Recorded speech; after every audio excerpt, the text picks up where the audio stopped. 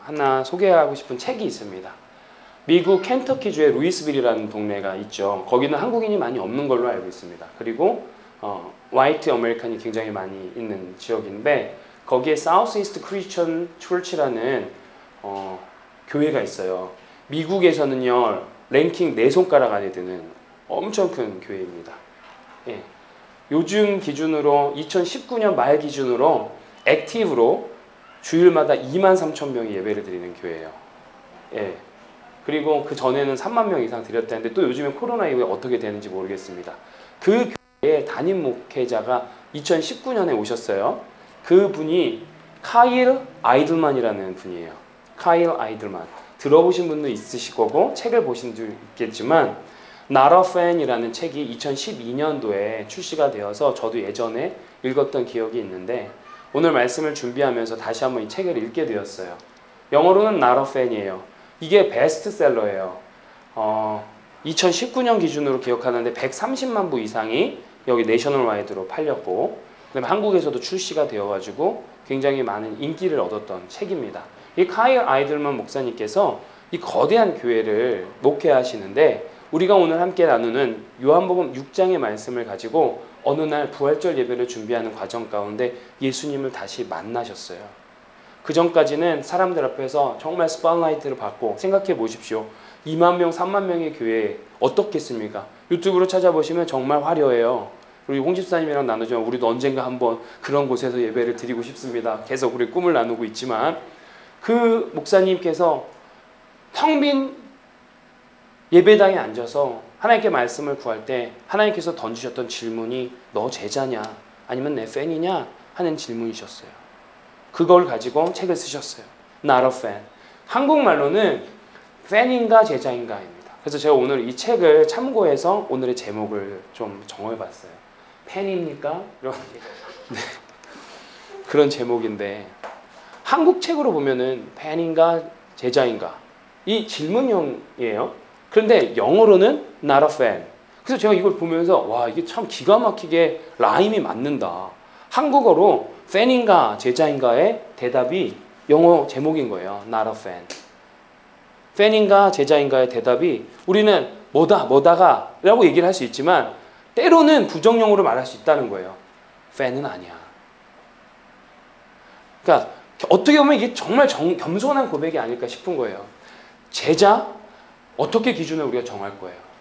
어떤 기준으로 우리가 제자라고 말할 수 있겠습니까? 어느 정도의 헌신도를 가지고 우리가 제자라고 명할 수 있겠습니까?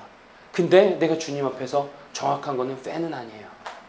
팬은 아니에요. 라고 대답을 한다는 거예요. 어쨌든 이 카일 아이들만 목사님께서 쓰신 책을 좀 참고하여서 우리 그 제목을 정해 보았습니다. 오늘 본 내용을 살펴보면서 여러분 우리 다시 한번 마지막 내 삶의 오병이어 시리즈 3번째 시간인데 진짜 우리가 팬인지 아니면 그냥 제자인지를 한번 돌아왔으면 좋겠고 주 성령 하나님께서 주시는 말씀의 능력과 은혜와 기름 부으심으로 혹여나 주춤주춤하고 있고 아직 정체성이 모호한 분들이 있으면 제자로 다시 한번 결단하는 시간이 되시기를 주 예수 그리스도의 이름으로 축복합니다.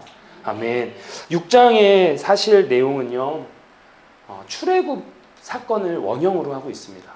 그 6장에 이제 우리가 오늘 이어서 다음 주부터 보게 될 무리를 걷는 사건, 생명의 떡 사건까지 나오는데요. 이 사건은 출애굽 당시에 홍해를 건넜던 사건과 그 다음에 하나님께서 광야에서 만나를 공급해 주셨던 사건들을 원형으로 하고 있습니다. 여러분 시작하기 전에 한번 우리가 2번 동안 나눴던 얘기들을 조금 정리해 볼까요? 1절, 2절, 우리가 14절, 15절을 읽은 이유도 2가지 이유가 있어요. 첫 번째는 오늘 내 삶의 오병이어 시리즈를 마무리하면서 전체자 한번 보고 싶은 마음이어서 첫 2절, 마지막 2절을 읽었고요. 두 번째는 14절, 15절을 집중해서 우리가 진짜 팬인지 제자인지 예수님께서 우리에게 도전하시는 그 말씀과 음성에 한번 반응하길 원하는 마음에서 함께 읽었습니다. 6장의 첫 시작은 오병이어의 기적이었어요. 수도 없이 많은 군중들이 왜 예수님께 왔죠? 그가 병을 고치는 표적을 보니까 수많은 군중들이 예수님을 따랐다고 했습니다. 그리고 예수님께서는 그 군중들을 향하여서 어떠한 마음을 가졌다고 말씀하시죠? 불쌍히 여기심, compassion. 그들을 불쌍히 여기셨어요. 그래서 그들에게 이것저것 또 열심히 가르쳐 주시고 그 다음에 저녁이 되어서 빈들에 있는 그들의 목자 없는 양같이 유리하는 그들의 모습을 보고 먹이시기로 결정하셨다 했습니다. 계획을 세우시고 작정을 하시고 그들에게 시행을 하셨죠.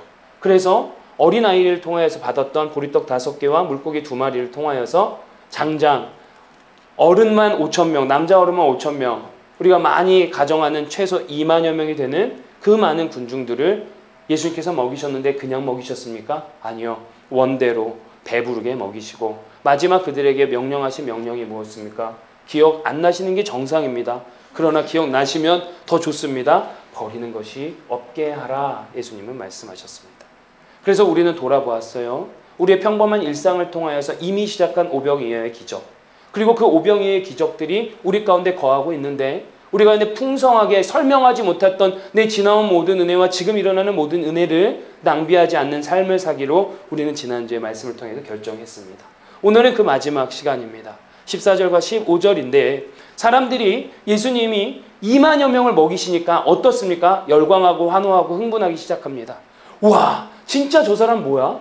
진짜 저분 뭐지? 어떻게 2만 명을 그냥 맛만 보는 게 아니라 그렇게 배 터지게 먹일 수 있지? 그리고 이렇게 남았어.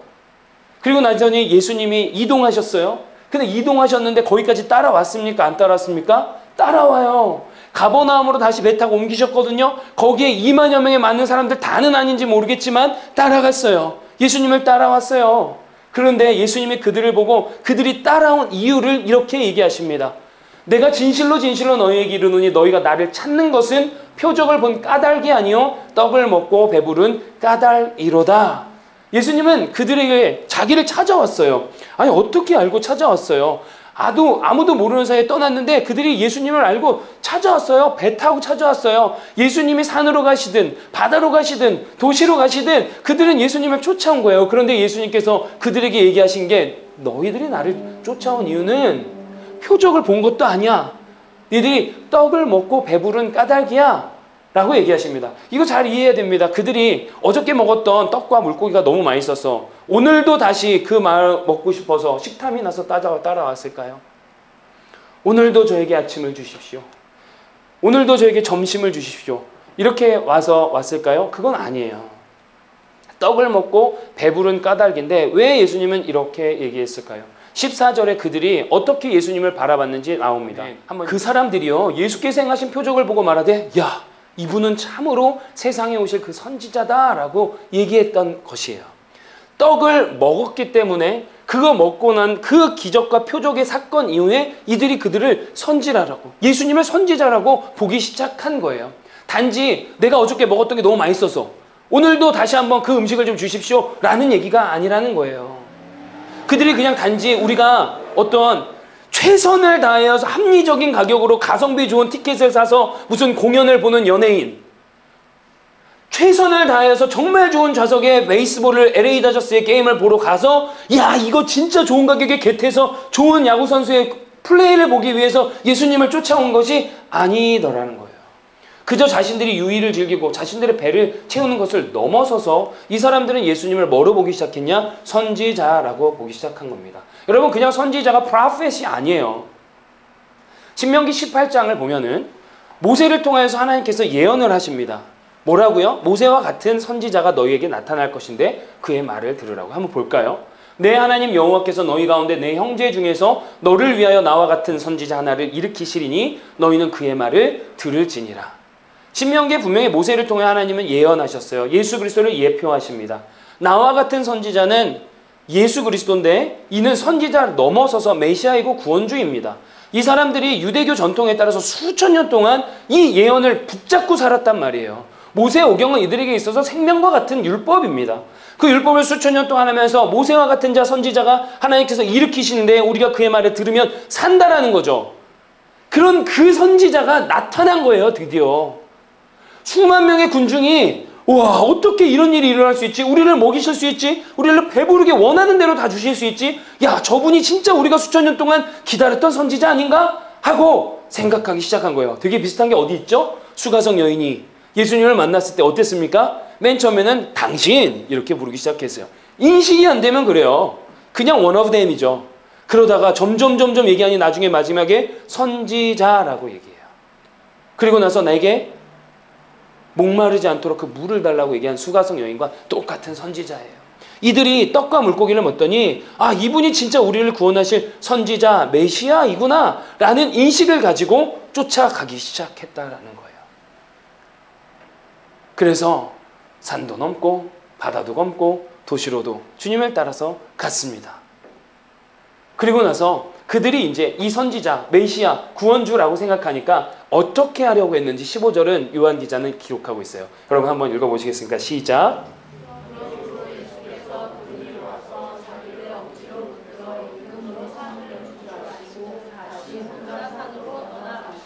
네, 선지자로 고백하기 시작했어요.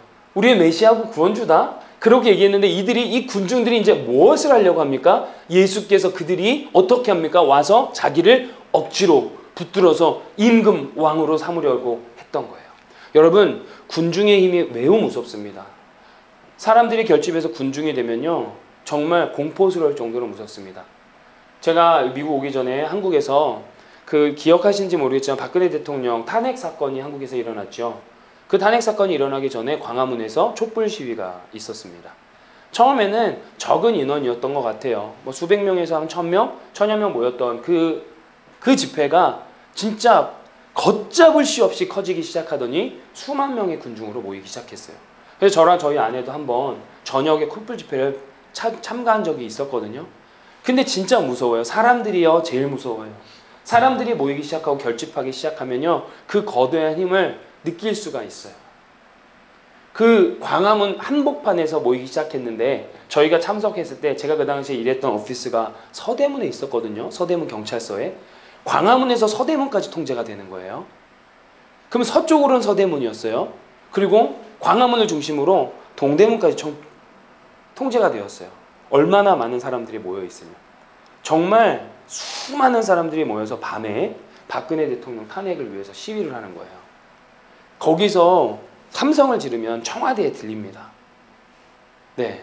여기 이제 한국을 잘 모르시는 분들 죄송해요. 상상도 안 되는 얘기를 목사님이 앞에서 하시고, 근데 또 여기 어르신분들은 좀 이해가 되실 텐데, 그 정도 길이면요, 쉽게 제가 생각을 해봤는데 부에나파, 플러튼, 브레아 쪽 정도까지가 다 통제가 되는 거예요. 거기에 사람들이 인파가 모였다고 생각해 보십시오. 그리고 나서 정권을 바꿨어요. 군중이 모이면 이렇게 무서운 거예요. 여기도 수만 명의 군중이 모이기 시작해서 어떻게 합니까? 선지자로 알고 그들을, 예수님을 어떻게 하기 원합니다? 임금 왕으로 삼기를 원한다고 얘기했습니다. 어떤 왕일까요? 그들이 원하는 왕. 어떤 임금일까요? 그들이 바라는 임금. 그러면 그런 임금은 어떤 왕입니까? 당시 로마 시대를 식민 지배를 받고 있던 유대인들이 이 정권을 전복시킬 수 있는 왕, 체제를 바꿀 수 있는 왕, 나는 이제까지 춥고 헐벗고 배고프고 눌리고 살아났는데 내 삶을 완전히 다 전환시켜 줄 수 있는 그 왕, 나에게 밥을 줄 수 있는 왕, 나에게 돈을 줄 수 있는 왕, 내가 조금 더 편하고 자유롭게 살 수 있는 그 왕을 만들려고 하는 거예요. 그 사람들은 선지자를 넘어서 이제 이렇게 왕으로 만들려고 하는 거예요. 예수님께서 그런데 그걸 아시고 어떻게 했습니까? 산으로 떠나셨다 얘기했습니다. 이해가 안 되지 않습니까? 예수님은 우리에게 왕으로 오셨잖아요. 예수님은 우리를 만나주기 오셨지 않습니까? 우리를 구원하기 위해서, 우리의 삶의 문제를 해결하기 위해서 오시지 않았습니까? 그럼 우리의 왕이 되셔야 되는 거 아닙니까? 그런데 이들이 원할 때 예수님은 떠나셨을까요?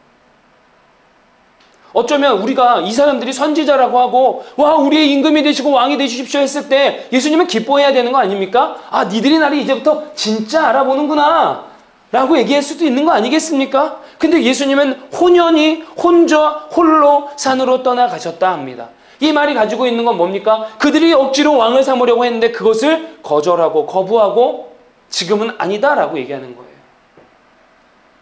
왜 그럴까요? 왜 그런 걸까요? 저는 15절에 있는 이 빨간색 단어 억지로라는 것에서 눈이 멈춰졌어요.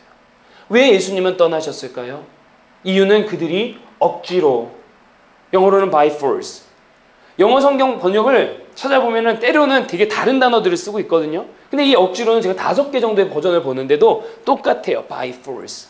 억지로, 자기 힘대로, 자기 방법대로, 자기의 논리대로, 자기의 능력대로, 자기의 경험대로, 자기의 생각대로, 자기의 고정관념대로, 자기의 선입견대로 예수 그리스도를 나의 왕으로 만들려고 했다는 것을 주님께서 아셨다라는 거예요.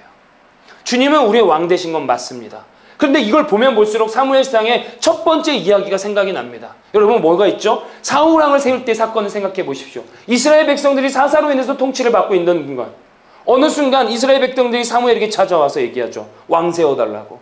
그래서 사무엘이 마지막 사사인데 하나님 앞에 어떻게 합니까? 너무 서운해요. 밤낮을 내가 이 백성들을 섬기고 사랑했는데 이제는 와가지고 나 필요 없고 왕 세워달라고 해요, 하나님. 그러면서 하나님 앞에 토로할 때 하나님 뭐라 하셨죠? 세워줘라. 그리고 나서 사무엘상에 이 얘기가 나와요. 하나님께서 그들에게 왕을 세울 때 근데 반드시 경고해라. 너희가 세운 그 왕의 자녀들로 인하여 너희들의 자녀들이 고역을 당할 거고 군인으로 출전해서 죽을 수도 있고 노동을 해야 되고 또 너희들이 생산한 생산물의 10분의 1을 바쳐야 되기도 하고 너네 재물을 빼앗아갈 수도 있어. 너네 그래도 오케이냐? 네, 오케이예요. 이스라엘 백성들이 원했던 건 뭡니까? 당시 외세의 침략에서 나를 보호해 줄 사람, 내 재산을 지켜줄 사람, 내 건강을 지켜줄 사람, 내 가족을 지켜줄 사람, 나의 안위를 지켜줄 그 왕. 그 왕은 어떤 왕입니까? 능력이 있고 힘이 세고 용기가 있고 출중하고 잘생기고 행정력 기가 막히고 시스템 완전 잘 구축해서 우리를 기가 막히게 다스려줄 왕. 그 왕과 뭐 하는 겁니까? 거래하고 있는 거예요. 그런 왕이 되어주시면 오케이, 너도 10분의 1 드릴 거고요. 필요하면 나도 군사로 참여할 거고요. 나의 고역을 드리겠습니다. 거래하시죠. 트레이드인. 이 모습과 지금 15절 14절의 모습은 너무나 흡사합니다. 사람들이 선지자로 보았고 메시아로 봤고 구원주로 봤어요. 더 나아가서 와, 내 삶을 해결해 줄 왕, 임금으로 봤어요. 그런데 그들의 의도가 문제였다라는 거예요. 예수님은 그들의 의도를 보신 거예요. 억지로, 그들의 방법대로. 여러분들은 어떻게 예수님을 믿으시나요? 왜 예수님을 믿으시나요? 정말 수도 없이 제가 이 강단에서 하는 질문입니다. 우리는 왜 예수님을 믿습니까? 만약에 예수님이 내가 원하는 돈, 내가 원하는 건강, 내가 원하는 무엇을 들어주시는 분이라고 한다면 너무 슬프지만 많은 무당들이 계룡산에 올라가서 6개월 동안 비단이다 비나하는 잡신과 뭐가 다릅니까? 여러분 정말 능력 있는 무당들 만나보신 분들 있습니까? 그들은 6개월 동안 계룡산에 올라와서 비단이다 비나하며 정수를 떠놓고 신을 받습니다. 능력을 받습니다. 그리고 내려와서 세상에서 6개월 동안 점을 보고 무당하고 구슬하거든요. 근데 어마어마한 돈을 벌어요. 그 돈을 벌기 위해서 그 잡신들한테 얼마나 많이 비위를 맞춰주고 있는지 아십니까? 무당들도 그렇게 삽니다. 그렇다면 우리가 예수님을 만나는 것이 진짜 이들과 똑같은 모습이라면 억지로 예수님을 나의 왕으로 만들어서 내 무언가를 해결해 줄 수 있는 그 분으로 끝내버리고 싶다면 죄송하지만 예수님 안 믿어도 되는 거 아니겠습니까? 제가 왜 여기에서 이렇게 매주 나와서 예수님 왜 믿으세요? 예수님은 그런 분 아니세요? 라고 얘기를 하는 겁니까? 예수님은 그들의 의도를 아신 거예요. 예수님은 지금도 우리들의 의도를 아시는 겁니다. 우리는 다른 사람들 앞에서 솔직해질 수가 없어요. 그런 죄성을 가진, 그런 본성을 가진 자들입니다. 맞지 않습니까? 심지어 부부 앞에서도 솔직해지지 않을 때가 있어요. 그러나 하나님은 다 아세요. 대답하지 않으셔도 돼요. 하나님은 다 아세요. 솔직히 내 마음을 안단 말이에요. 우리가 예수님을 왜 믿는 것인지. 예수님이 왜 거부하셨나요? 내 때가 아니야. 맞아요. 예수님이 원하신 것은 섬김을 받으러 온 것이 아니라 섬기기 위하고 자신을 대속물로 주어서 십자가의 그 길을 완성하시기 위해서 오신 게 맞습니다. 그러니까 이들이 원하시는 왕, 이들이 바라고 이들이 추구하는, 이들이 그리고 있는 그 모형이 되고자 했던 게 아닌 건 맞아요. 그건 확실합니다. 하나님이신 예수님이 인간이 되어서 이 땅에 오셔서 십자가의 순환과 고난을 당하시고 그 십자가상에서 자기의 피를 다 흘리시고 우리를 구원하시고 부활하셔서 우리 가운데 삶의 소망을 주시고 재림하신 그 약속을 지켜주신 그것을 이루기 위해서 하나님의 영광을 나타내기 위해서 오신 게 맞습니다. 그러나 여기에서 끝나는 게 아니더라는 거예요. 이거보다도 더 중요한 이슈가 오늘 이 말씀 가운데 우리 가운데 문제로 질문으로 던지고 있습니다. 억지로 내 방법대로 예수님을 왕으로 만들려고 하는 거. 군중들은 열광했어요. 흥분했어요. 이들은 제자가 아니었어요. 팬이었어요. 팬은 뭡니까? 그냥 구경거리, 군형꾼입니다. 팬은 누구입니까? 자기가 원하는 대로 연예인이든 선수든 누군가 내가 원하는 대로 해줄 때 그거에 열광합니다. 그리고 그 모습에 안 되면, 내가 실망하게 되면 팬은 어떡합니까? 매몰차게 등을 돌립니다. 그게 팬입니다. 팬이 언제 한번 경기장에서 경기에 뜁니까? 선수의 고충을 압니까? 보기엔 되게 좋죠. 얼마 전에 대한민국 국가대표 선수가 평가전을 했던데요. 손흥민 뛰는 거 보시잖아요. 기가 막히게 뜁니다. 저게 사람인가? 우린 거기에 만족감을 느끼는데 내가 그렇게 뛸 수 있다고 생각해 보셨습니까? 얼마나 고통스러웠을까요? 얼마나 그 과정이 있을까요? 팬은 그런 거 생각하지 않습니다. 결과만을 보죠. 내가 원하는 것만을 바라죠. 내 만족을 바라는 것만 말하죠. 죄송하지만 이 자리에 우리 같이 예배를 드리지만 예배 드렸을 때 저한테 무엇을 원하시나요? 그저 그런 복을 빌고 이 땅에서 잘 먹고 잘 살라 그런 메시지를 들었을 때 아, 오늘 은혜 받았습니까? 였습니까? 아니면 진짜 예수 그리스도의 심장을 가지고 그 말씀과 도전을 받았을 때 내가 팬인가 제자인가를 고민하게 하는 말씀 가운데 은혜를 받으실 것입니까? 고민해 보셔야 된다는 거예요. 팬인지 제자인지. 오늘의 질문은 이거입니다. 예수님께서 베드로가 주는 살아계신 하나님의 아들이다, 그리스도라고 고백하고 나서 자신이 죽을 것을 예견하시죠. 그리고 나서 예수님이 말씀하세요. 뭐라고요? 예수께서 제자들에게 이르시되 누구든지 나를 따라오려거든 자기를 부인하고 자기 십자가를 지고 나를 따를 것이니라. 예수님이 우리에게 얘기하세요. 나를 따라오라고.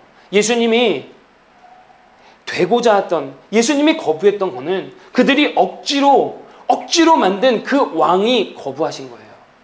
본인께서, 진짜 창조주 하나님께서 우리의 삶 가운데 진정한 왕으로 오셔서 우리의 삶을 통치하시고, 여러분들께서 한 명 한 명의 인생들이 나의 전인격적으로 예수님 앞에 주님 내 삶을 드립니다, 나를 통치하시고 다스려 주십시오, 그 왕을 거부하신 게 아니라 예수님이 거부하신 건 그들이 억지로 만든 그 왕의 모습을 거부하신 거예요. 그들의 의도를, 우리의 의도를 아신다라는 거죠. 제자가 무엇입니까? 자기를 부인하고 자기 십자가를 지고 따르는 자입니다. 팬은 주님한테 기도해서 돈 좀 받고 건강 받고 내가 원하는 거 받으면 끝이라고 사는 사람들이 팬입니다. 혹여나 우리 가운데 또 영상을 통해서 이 설교를 듣는 자들 가운데 예수를 믿는 의도가 무엇인지 돌아보셨으면 좋겠어요. 죄송하지만 저는 여러분들에게 예수님 믿으면 부자 됩니다, 건강해집니다, 좋은 일이 생길 겁니다 라는 말을 확신할 수는 없겠습니다. 그러면 뭐하러 예수님 전합니까? 뭐하러 예수님 믿습니까?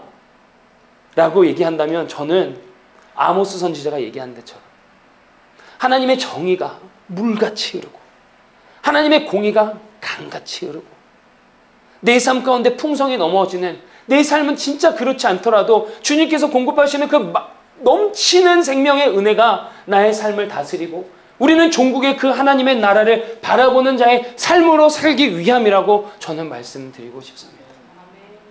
여러분들의 삶에 어떤 문제들이 해결되지 않는다 하더라도 늘 종종 말씀드리지만 예수님을 믿음으로 인해서 주님께서 주시는 그 절대 평안과 절대 기쁨으로 인해서 나의 문제가 더 이상 문제가 되지 않는 그 역사를 경험하시기를 원한다고 말씀드리고 싶습니다.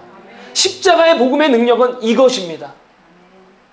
내 삶의 모든 문제를 해결하신 복음의 능력이 십자가의 능력이라 말씀드리고 싶습니다. 그러나 그것이 내 현실대로 내가 바라는 대로 이루어지지 않는다 하더라도 예수님은 우리의 왕이십니다.